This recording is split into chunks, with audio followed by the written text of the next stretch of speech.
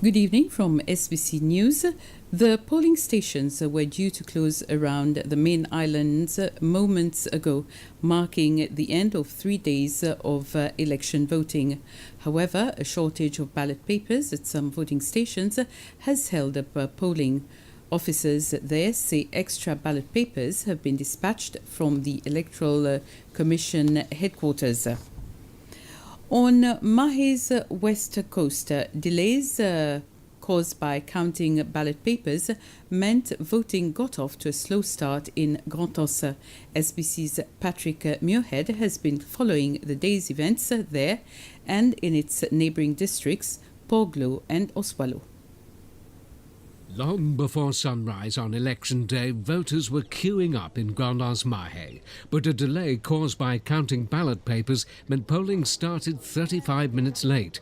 The lucky ones found some shade. For others, standing in line became a feat of endurance. Among those waiting her turn, the widow of the late President Albert René. Page 2, line 22. By late morning, less than a third of the district's 2,500 registered electors had cast their ballots. But generally, people are in order. There is big turnout in some areas, which shows people are appreciating the chance to participate in the democracy process of Seychelles. In Oswallo, the heat proved exhausting for the elderly and infirm, yet they came with others to vote in their droves. Turnout looks very impressive. In my experience, I've never seen so many people in line at the break of dawn. I think it is going to be one of the elections with the largest turnout that we've ever seen. But by mid-morning, officials had to stop the process, exacerbating the frustrations of those waiting. That's come when we were supposed to read out the names of voters, and it took us almost 1 hour to clear that. So there was a suspension of voting for 1 hour? Yes, and the voters was even a little bit frustrated because of that. An entirely different picture in Port-Glo. It was nearly deserted at lunchtime after an early rush, but only a third of the district's 2,000-strong electorate had come by noon. People should be motivated to come and vote because I think it's their civic duties to come down, and I think people will come down and cast their vote. With voting continuing well past sunset, only when all the polling is completed can the counting then begin. What's been a long, hot day promises to become a long, hot night. Well, as we said, polling stations around the islands were due to close at 7 this evening.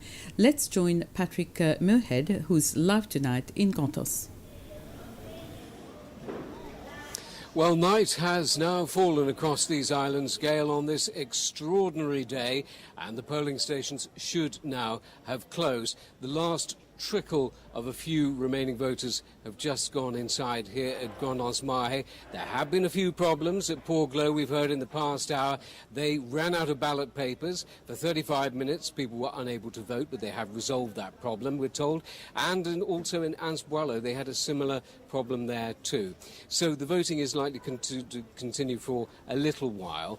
The word I've heard over and over and over again from people today who've come out after voting is change. They say the country is ready for change. Now, whether that sentiment translates into a majority for LDS in the National Assembly and sweeps Wavell-Ram-Calawan into State House at the 7th attempt will be decided in the coming hours when the counting begins. That's likely to go on into the early hours of tomorrow. There could be challenges, there could be recounts, it could be well into tomorrow before we know.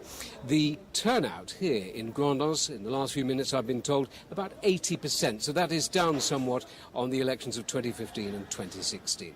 But whatever the outcome, Saturday, the 24th of October 2020, is going to be a date that lingers long in the memory of people here and overseas. Gail? Thank you, Patrick.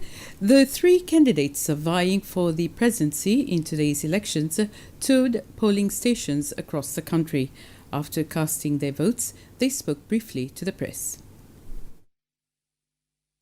The presidential candidate for the LDS, Wavell-Ram-Calawan, and the party's vice presidential candidate, Ahmed Afif, spent the night in La Digue, where they started the rounds at all polling stations across the country.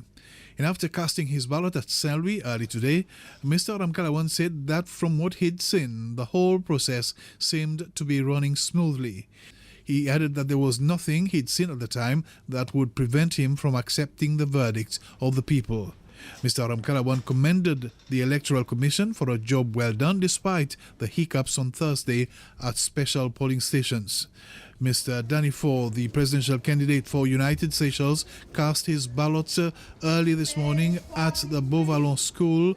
Mr. Ford told reporters that he was convinced he would win the election. However, in the event he loses, he would accept the results. He pointed out that he'd always believed that the verdict of the people ought to be respected. The leader of the presidential candidate for One Seychelles, Alain Saint-Ange, also voiced approval at the process after he'd voted at Les Mamelles this morning. He pointed out that he had a duty to accept the verdict of the people unless, of course, there are major shortcomings that could impact negatively on the results. However, he noted that the voters are like members of a jury in a court of law, and the verdict of the jury is final.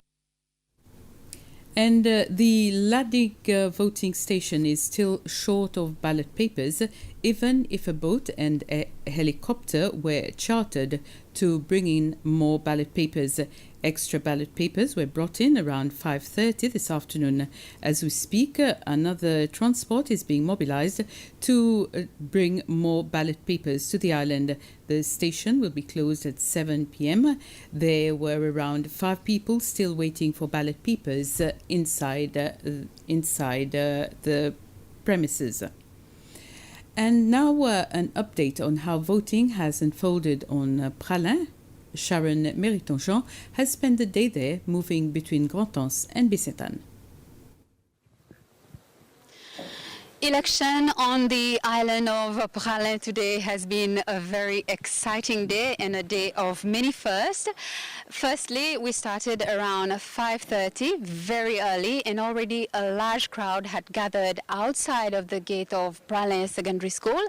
A first also because this is the first time the school is hosting the presidential and National Assembly election here in the Grand-Anse district.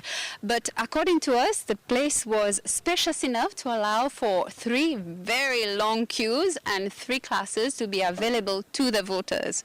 There was around 2,810 voters who were eligible to vote here in Grand-Anse, and around 6 p.m., according to the person responsible for this station, Mr. Stéphane Rousseau, 2,305 had voted. Our team was also keeping an eye on the district of Bécétan, where we also voted. In the morning, it was quite chaotic.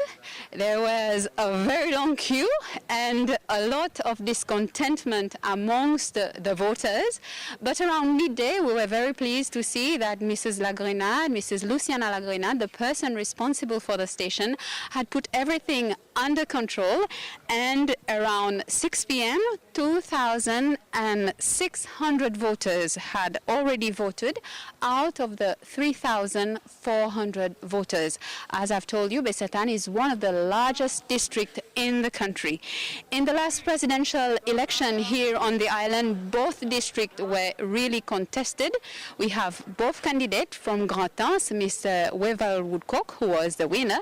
He is also contesting the election this year, and Mr. Churchill Gill, who was the winner for Bécétan, is contesting a second term in the National Assembly. So it is going to be a very exciting night for all of us. We are anticipating some sort of celebration, especially here in the Grand-Anse district. So our team will be here to keep you updated.